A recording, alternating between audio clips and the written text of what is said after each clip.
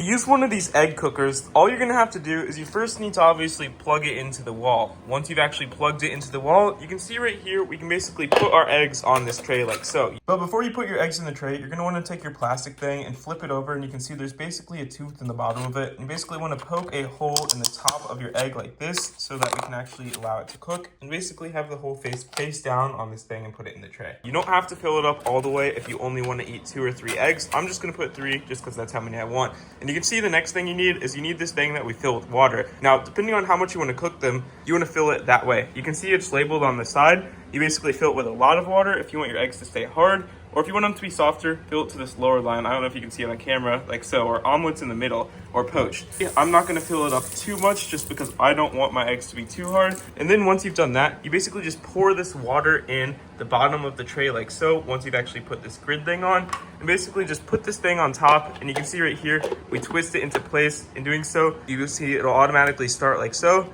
And basically, once it is on, it'll basically start humming, start dinging when it is complete. Now, depending on what type of egg you're trying to make, it will take a certain amount of time. Now, if you're trying to do a poached egg or soft boiled, it's about 6 to 8 minutes. If you're trying to do medium, it's about 10 minutes. And if you're trying to do a hard boil, you want to leave it for about 15 minutes. Once it is done, you simply want to carefully take off the steam without burning yourself, and then basically just run these eggs under your sink, and you're good to go. You can just peel them, eat them, enjoy them.